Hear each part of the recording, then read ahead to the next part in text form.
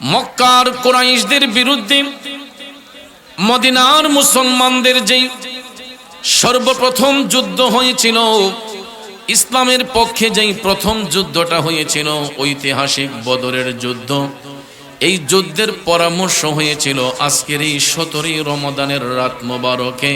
এই জন্য এই রাতটা অনেক গুরুত্বপূর্ণ একটা রাত বাজান। আসুন নবীর মহব্বত অন্তরে ধারণ করে জবানটাকে ছেড়ে দিয়া একটু বড় করে আওয়াজ দিয়ে দুরূদ শরীফ পড়ি। আল্লাহুম্মা সাল্লি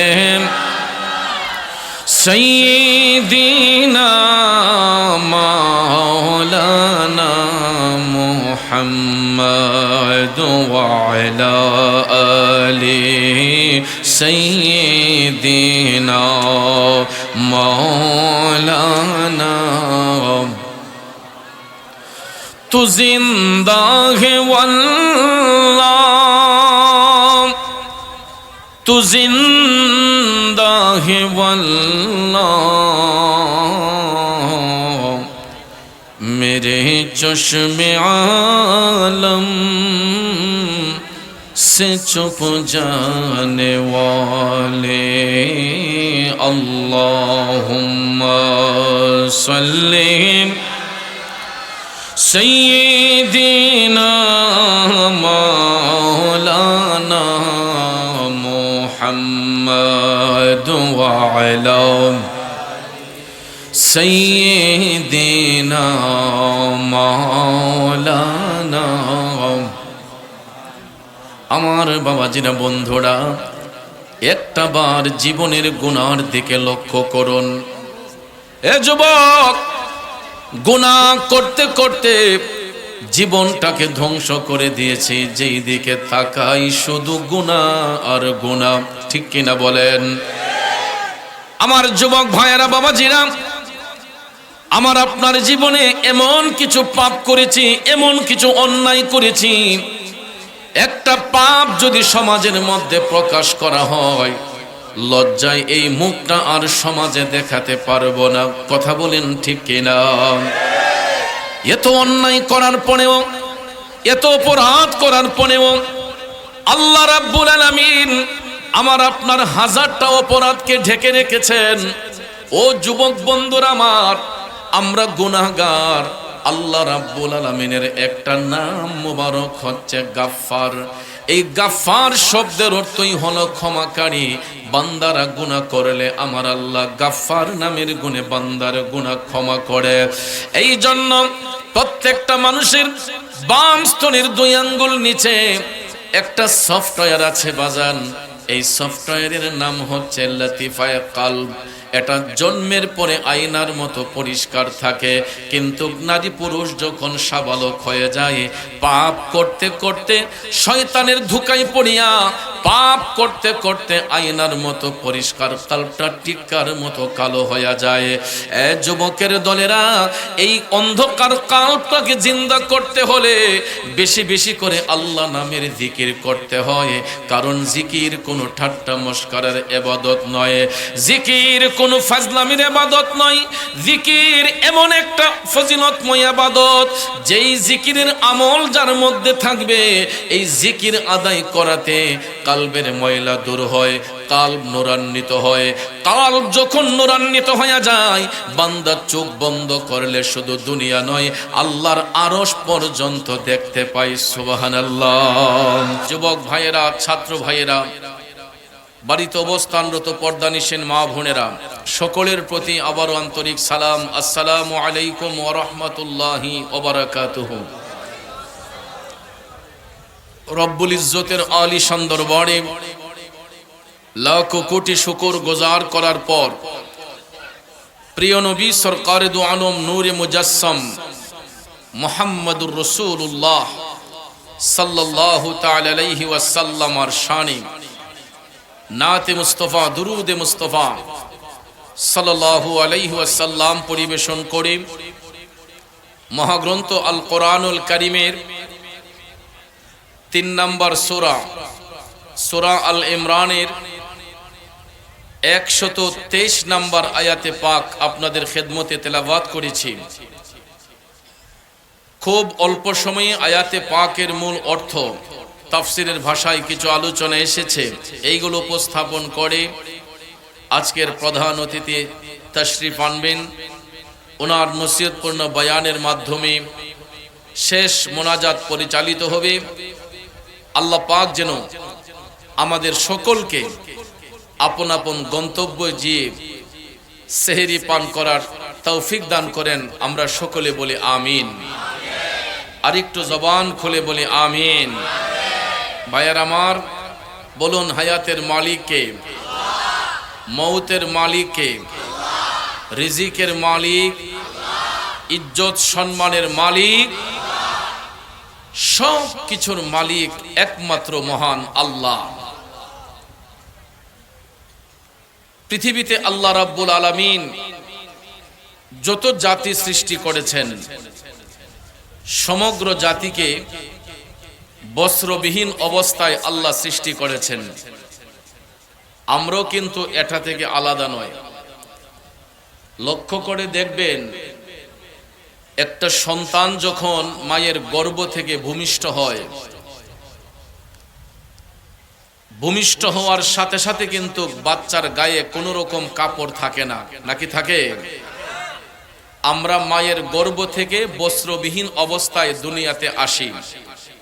তা সত্ত্বেও দেখবেন আমরা যদিও উলঙ্গ হয়ে আসি, ডাক্তার সাহেব অথবা দাইমা বাচ্চাটাকে মায়ের গর্ভ থেকে খালাসি করার সাথে সাথেই অন্যজনের কোলে দেওয়ার আগে ওই বাচ্চার গায়ে শুকনা একটা কাঁথা অথবা টাওয়াল দিয়ে তার লজ্জাস্থানকে হেফাজত করে আরেকজনের কোলে সুপর্দ করে।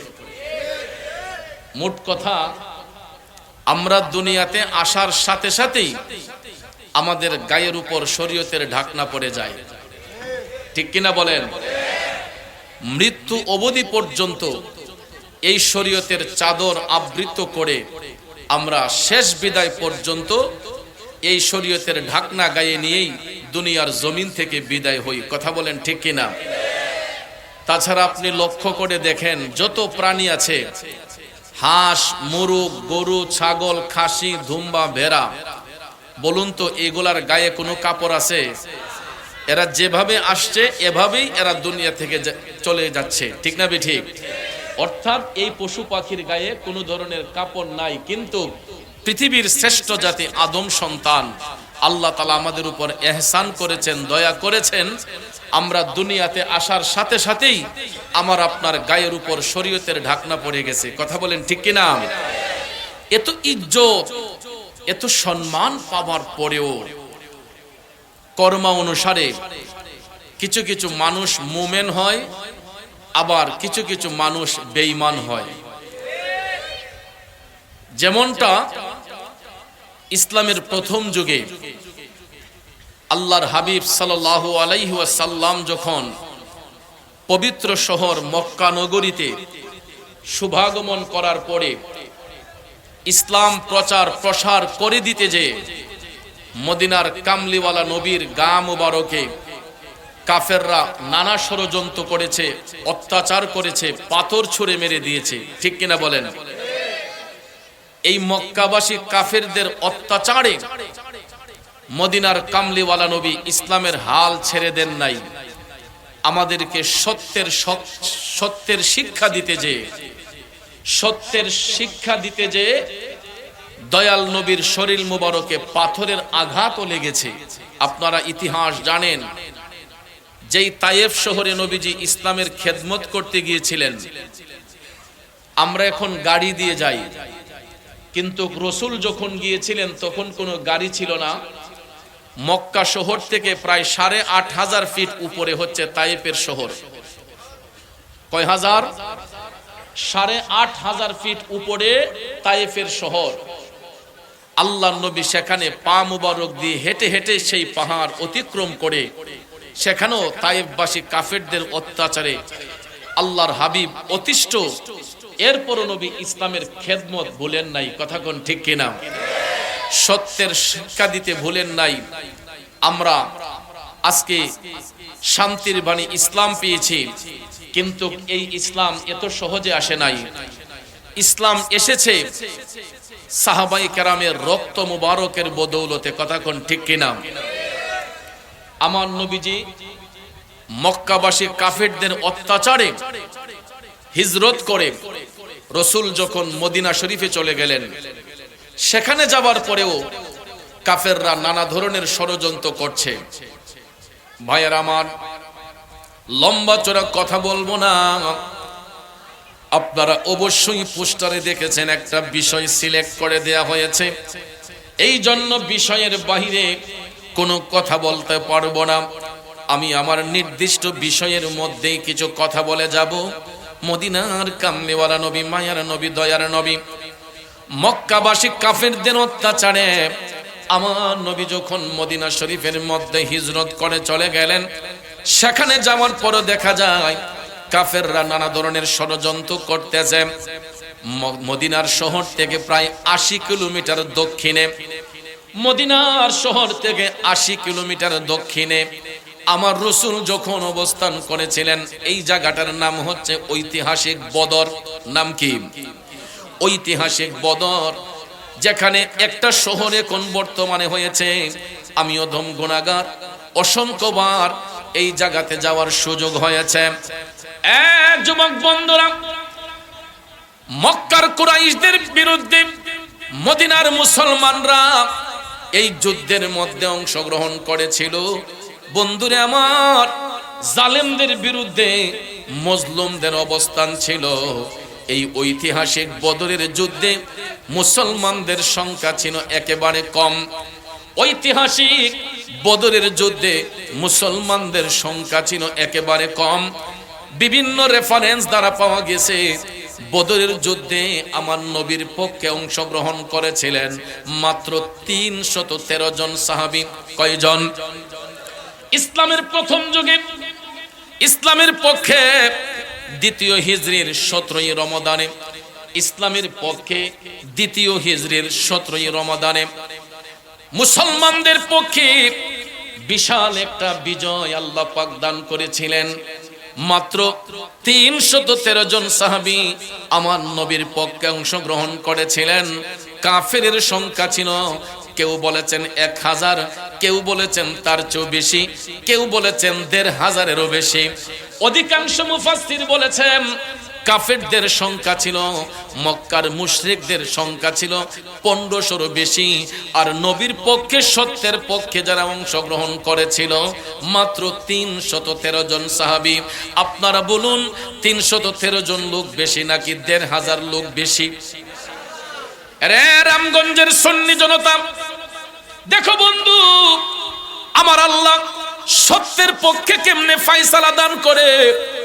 আল্লাহ রাব্বুল আলামিন মুসলমানদের সংখ্যা কম হওয়া সত্ত্বেও, কাফেরদের সংখ্যা বেশি হওয়া সত্ত্বেও আল্লাহ তাআলা মুসলমানদেরকে একটা বিশাল বিজয় দান করেছেন, যা পবিত্র কোরআনের সূরা আল ইমরানের 123 নম্বর আয়াতে পাক দ্বারা স্বীকৃত।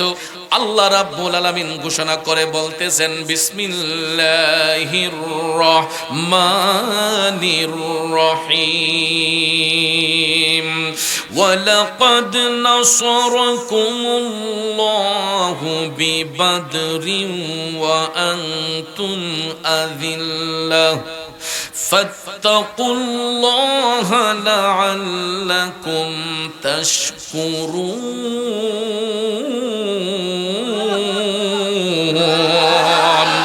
জোরে বলুন ঘোষণাকার। আল্লাহ রাব্বুল আলামিন বলতেছেন, নিশ্চয়ই আল্লাহ তাআলা তোমাদেরকে বদরে সাহায্য করেছিলেন। অর্থাৎ বদরের মধ্যে, বদরের যুদ্ধে আল্লাহ রাব্বুল আলামিন নিশ্চয়ই তোমাদেরকে সাহায্য করেছিলেন, এবং তোমরা সেখানে দুর্বল অবস্থায় ছিলা, তোমরা সেখানে সংখ্যা গরিষ্ঠ কম ছিলা। তা সত্ত্বেও আল্লাহ রাব্বুল আলামিন তোমাদেরকে উত্তম জাযা দান করেছেন। এই জন্য কোরআনে বলা হয়েছে, অতএব তোমরা আল্লাহকে ভয় করো। ঈমানদারদেরকে আল্লাহ শিক্ষা দিয়েছেন, তোমরা আল্লাহকে ভয় করো, যেন তোমরা কৃতজ্ঞ হতে পারো, যেন তোমরা কৃতজ্ঞ হয়ে যাও। অর্থাৎ এটা আয়াতে পাকের সরল তরজমা। এই আয়াতে পাকের তাফসির করতে যাইয়া জগৎ বিখ্যাত তাফসিরে রুহুল বয়ান প্রমাণ করেছে, ঐতিহাসিক বদরের যুদ্ধে নবীর পক্ষে মাত্র ছিলেন 313 জন সাহাবী। আমার মদিনার কামলিওয়ালা নবী ওই ময়দানে সাহাবায়ে কেরামের কাছ থেকে বায়াত গ্রহণ করেছিলেন, বায়াত গ্রহণ করিয়েছিলেন। নবীজি হাত মুবারক বাড়িয়ে দিয়েছিলেন, সমস্ত সাহাবায়ে কেরাম আমার নবীর হাত মুবারকে হাত রেখেছেন। তখন দয়াল নবী বলেছিলেন, লা তাফাররাকু, তোমরা বিচ্ছিন্ন হইও না। যদি আমরা সংখ্যা গরিষ্ঠে কম, অবশ্যই নিশ্চয়ই আল্লাহ রাব্বুল আলামিন আমাদের পক্ষেই বিজয় দান করবে, আল্লাহ সত্যের পক্ষেই বিজয় দান করবে। কথা বলেন ঠিক না বেঠিক? সত্যি সত্যি আমার ভাইয়েরা, ওই ঐতিহাসিক বদরের মধ্যে কাফেরদের সংখ্যা 1,500-এর বেশি ছিল। নবীর পক্ষে অংশগ্রহণ করেছিলেন 313 জন সাহাবী। কিন্তু ভাইয়েরা আমার, 313 জন সাহাবীর মধ্যে যারা ছিলেন, এদের মধ্যে এমন কোনো অস্ত্র নাই, এমন কোনো হাতিয়ার নাই যেটা দিয়ে তারা মোকাবেলা করতে পারবে।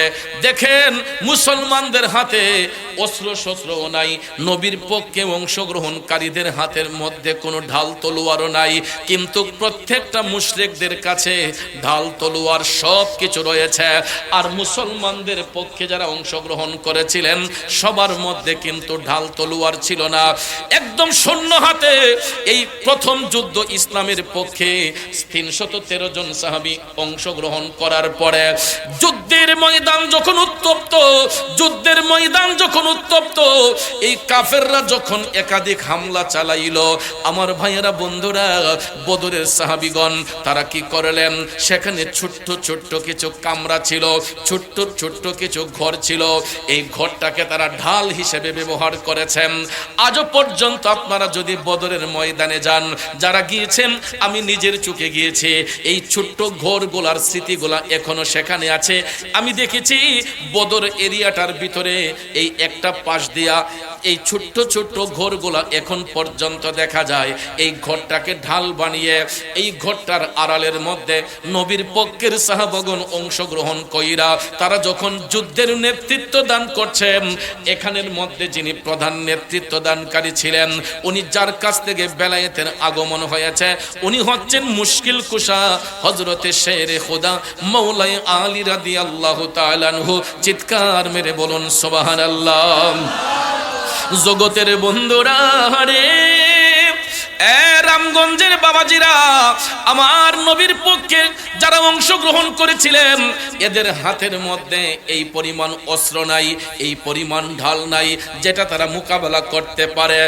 এরপরেও ওই প্রত্যেকটা কাফেরের হাতের মধ্যে ঢাল তলোয়ার থাকার পরেও বদরের যুদ্ধে কাফেরদের পক্ষ থেকে কতল করা হয়েছিল 70 জনকে। আর নবীর পক্ষে 313 জন সাহাবীর মধ্যে 14 জন সাহাবী এই ঐতিহাসিক বদরের যুদ্ধে তারা শাহাদাত বরণ করেছেন। জোরে জোরে কোন আল্লাহু আকবার। এখন প্রশ্ন হলো, দেখেন আল্লাহ তাআলা কেমন ফয়সালাকারী। যদিও মুসলমানদের সংখ্যা কম, কাফেরদের সংখ্যা বেশি, আল্লাহ রাব্বুল আলামিন কিন্তু সত্যের পক্ষেই ফয়সালা দিয়েছেন, যেটা কোরআন দ্বারা প্রমাণ, হাদিস দ্বারা প্রমাণ। ঠিক কিনা বলেন? তার ধারাবাহিকতায় আপনারা এখন পর্যন্ত লক্ষ্য করে দেখবেন, যতটা যুদ্ধ সংগঠিত হয়েছে ইসলামের পক্ষে, প্রত্যেকটা যুদ্ধের ময়দানে কাফেরদের সংখ্যা ছিল বেশি, ইমানদারের সংখ্যা ছিল কম। আপনারা খাইবারের যুদ্ধে তাকান, ইয়ারমুকের যুদ্ধে তাকান, উহুদের যুদ্ধে তাকান, প্রত্যেকটা যুদ্ধের ময়দানে, কারবালার যুদ্ধে তাকান, প্রত্যেকটা যুদ্ধের ময়দানে গো নবীর পক্ষে লোক ছিল কম, বাতিলের পক্ষে লোক ছিল বেশি। কিন্তু আমার আল্লাহ বিজয় দান করেছেন ইমানদারদের। এটাই চিরন্তন সত্য। আওয়াজ দিয়ে বলুন ঠিক না বেঠিক? বর্তমানেও দেখবেন ইমানদারের পক্ষে লোক কম থাকে আর বাতিলের পক্ষে লোক থাকে বেশি। কিন্তু ভুলে যাবেন না, আমরা সেই জাতি, আমরা রক্ত বিসর্জনের মাধ্যমে নিজের শরীরের তাজা রক্তের বিনিময়ে আমরা ইসলামের পক্ষে জিহাদ করেছি।